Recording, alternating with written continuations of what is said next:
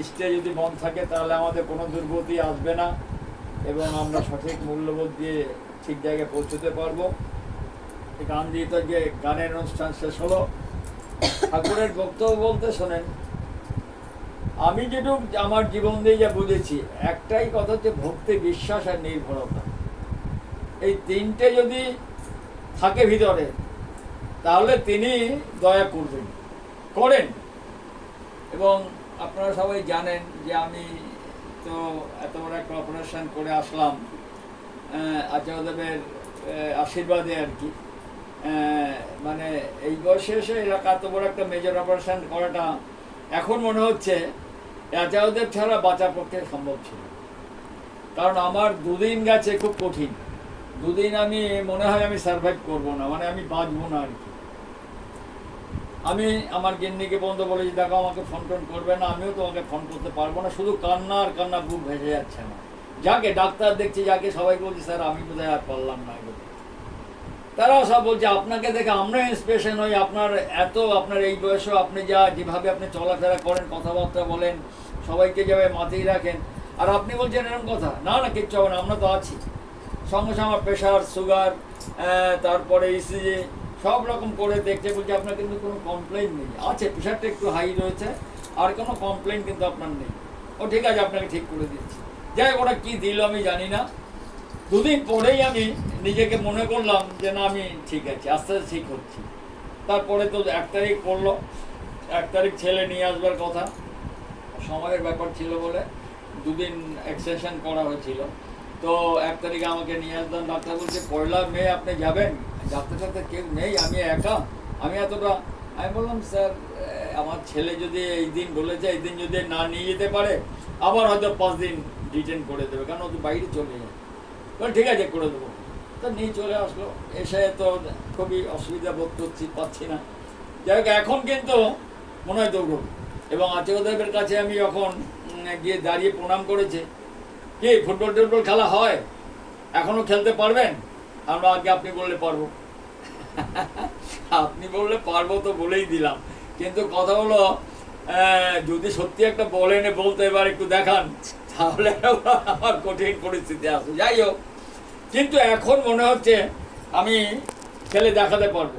আমি আপনাদের দেখাই, এই যে পাটা দেখেন ভাঙতে পারি, ফুটবল তো এইভাবেই শট করে, এই যে ভাঙতে পারছি, এই করতে পারছি, তাহলে তো ঠিকই তো আছে, ব্যথা বেদনা কম, তো অটোমেটিক্যালি এখন তো ফুটবল খেলতে বলে পারবো। যদি ফুটবল দেয়ও একটা শট মেরে দেখাতেও পারবো। তো এই হচ্ছে তাদের দয়া। শোনেন, তাদের এই যে বলছেন না যে আচার্য পরম্পরা, তাদের কাছে যদি আপনারা সঠিক মূল্যবোধ দিয়ে মন খুলে যেতে পারেন, একটা কিছু ভাব নিয়ে গেছেন, বলতে পারছেন না, ভিড়ে বলতে দিচ্ছেন আপনাদের, কিন্তু আপনারা একটু ধৈর্য ধরে দাঁড়ালে তিনিই ডেকে নেবেন, তিনি অন্তর্যামী। এই যে ঠাকুরের পরম্পরা, ঠাকুর তো ছিলেনই, টিকালজ্ঞ ছিলেন আর কি, এবং তার যে পরম্পরা, তার রক্তের যে ধারা, তারাও সব টিকালজ্ঞ। এরকম বহু ঘটনা আপনারা ইউটিউবে, এই বক্তৃতায়, এখানে ওখানে সব শুনতে পারেন। আপনাদের প্রত্যেককে অনুরোধ করি, যদি আপনারা যেতে না পারেন, আপনি এখান থেকে চিঠি লিখবেন। অ্যাড্রেস তো কিছুই না, অ্যাড্রেস দেওঘরের অ্যাড্রেস, কিন্তু ওপরে হেডিং থাকবে আচার্যদেবের কাছে লিখে আচার্যদেব, অবিনবাবুর কাছে লিখে অবিনবাবু, যাকে পাঠাবেন তার হেডিং থাকবে। তারা কিন্তু চিঠি পড়ে, তাদের হাতে ভাবছেন যে আমরা এত তো কোটি কোটি মানুষ, আমার চিঠিকার তিনি পাবেন, পড়বেন, কিন্তু তা কিন্তু নয়। তারা সব চিঠি পড়েন এবং পড়ে তার সঠিক উত্তর দিয়ে দেন আর কি। হ্যাঁ, কারণ তার সাইডে যারা থাকে তারা তাদের একটা টিউন্ড আর কি, তারা মুখ দিয়ে কিছু বলার আগে চোখের ভাবভঙ্গি দেখে বুঝতে পারে আমার কি করতে হবে, এত টিউন থাকে তারা। এবং আপনারাও শোনেন, বাড়িতে যেমন ছেলেপুলে যাদের আছে, তারা দেখবেন মা বুঝতে পারে তার সন্তানের কখন খিদে পেয়েছে, তাকে কখন খাবার দিতে হবে। তা যদি বুঝতে, আমরা সাধারণ মানুষ হয়ে এত বুঝতে পারি, তো তারা পারবে না? তারা এত লক্ষ লক্ষ কোটি কোটি মানুষের, তারা জন্মান্তরে স্বীকৃতি নিয়ে এসছে। সেই জন্য প্রত্যেককে অনুরোধ করবো যে আচার্য পরম্পরায় চলবেন। আর দ্বিতীয় হচ্ছে, আপনারা যারা অনেক কিছু অভিমান, অভিযোগ, অনেক কিছু থাকে, অনেক চাহিদা থাকে, হয়তো যে উঠতে আমরা পারি না, কিন্তু কথা হলো আপনারা চিঠি লিখবেন, তার উত্তর পাবেন। উত্তর পাওয়ার পরে তারা যদি মনে করে যে আসতে বলা হয় যে এরকমভাবে চলে আসবেন, তাহলে চলেও আসতে বলতে পারে। সেই জন্য আপনারা এইভাবেই চলুন, এইভাবে চলে যদি জীবনটাকে উপভোগ করুন, এবং এই ঠাকুরকে আমরা যারা ধরেছি আমরা নিজেরা উপভোগ করি এবং অন্যকে উপভোগ করার জন্য সুযোগ করে দিই। আর তা যদি না করি তাহলে আমার থেকে তিনি যা বললেন, আমি যা জোরের সহিত বলিয়াছি ততখানি শৈথিল্যের সহিত তোমরা তা অবমাননা করিয়াছ, তার ফল কিন্তু তোমরা ভোগ করবে। তিনি 10,000 বছরের জন্য এসছেন। 10,000 বছরের মধ্যে যদি আমরা করি তাহলে কোনো প্রফিটকে আসতে হবে না, আর যদি আমরা না করি তার জন্য কি হবে সেটাও তিনি বলেছেন। কি হবে? শুধু মৃত্যু আর মৃত্যু। তার এক একটা মানে মানে উপঢৌকন আমরা দেখতে পাই। যেটা দেখলাম আমরা কোভিডের ব্যাপারে দেখলাম, কত না লোক 50 লক্ষ থেকে 60 লক্ষ মানুষের প্রাণ চলে গেছে মানে 2-3 বছরের মধ্যে। ভাবতেই পারিনি এরকম বহু সাইক্লোন আছে, আছে বন্যা আছে, অমুক আছে তমুক আছে, সুনামি আছে।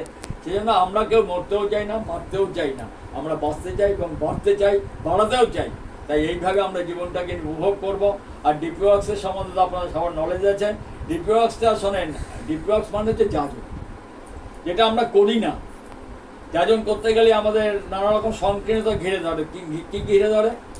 একে বলবো, এ শুনবে, কি শুনবে না, দূর একে না, দূর একে বলা যাবে না, এ শুনবে না, এরকম করে নিজেদের পিছিয়ে আনি। তা না করে যদি আমরা একটু বলার চেষ্টা করি মুখ ফুটে, দেখা যাবে একদিন সেই আপনাকে বলবে, আপনি আমাকে ঠাকুর ধরিয়েছিলেন বলে আজকে আমি সত্যি এইখানে পৌঁছেছি। এই বলে সবাই একটু ব্যস্ত হয়ে উঠছে, এই বলে সর্বাঙ্গীন মঙ্গল প্রার্থনা করে এখানে পিনাকির বাড়িতে ভাস্কর আর কি, ভাস্করের বাড়িতে সোমবার দিন সবসময় বিকেলে, তো বিকেলে প্রার্থনা আছে, বিকেলে প্রার্থনা সৎসঙ্গ আছে। আর কালকে বিজলির বাড়িতে মর্নিংয়ে প্রভাতী আছে, সবাই যাবেন, কেন ওর বৌমার জন্মদিন কালকে, সেই অনুযায়ী করবে। আমি ওকে বলে দিয়েছি এটা সাধারণ ব্যাপার কিন্তু নয়, বিয়ের পরে এরকম ব্যাপার এইরকমভাবে করতে হবে।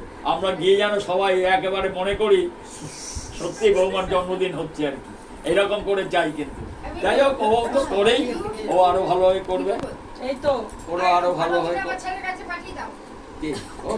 ছবি তুলে বলছে দিয়ে দেবে, দিয়ে দেবে। এখন ফেসবুকেও দিতে পারো, এটা ভালো যে এইরকম দিন ধরে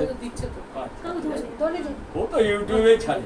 ঠিক আছে, আমি এইখানে বক্তব্য শেষ রেখে ধ্বনি দিচ্ছি। হ্যাঁ, বন্দে পুরুষোত্তম, বন্দে পুরুষোত্তম, বন্দে পুরুষোত্তম, পরম প্রেমময় শ্রী ঠাকুর নকুল চন্দ্র জি কি, পরম প্রেমময় শ্রী ঠাকুর নকুল চন্দ্র জি কি, পরম প্রেমময় শ্রী ঠাকুর নকুল চন্দ্র জি কি, পরম আরাধ্যা জগৎ জননী শ্রী বর্মা কি, পরম আরাধ্যা জগৎ জননী শ্রী বর্মা কি, পরম আরাধ্যা জগৎ জননী শ্রী বর্মা কি, পরম পূজ্য পাদ শ্রী বর্দা কি, পরম পূজ্য পাদ শ্রী বর্দা কি, পরম পূজ্য পাদ শ্রী বর্দা কি, পরম পূজ্য পাদ শ্রী আচার্য দেব কি, পরম পূজ্য পাদ শ্রী আচার্য দেব কি, পরম পূজ্য পাদ শ্রী আচার্য দেব কি, সৎ সংঘ কি, সৎ সংঘ কি, সৎ সংঘ কি, বন্দে পুরুষোত্তম, বন্দে আর্য পিতৃ, বন্দে মাতৃবর্গম, বন্দে অহং কিষ্টি দৈবতম, বন্দে পুরুষোত্তম, বন্দে পুরুষোত্তম, বন্দে পুরুষোত্তম, পরম প্রেমময় শ্রী ঠাকুর নকুল চন্দ্র জি কি।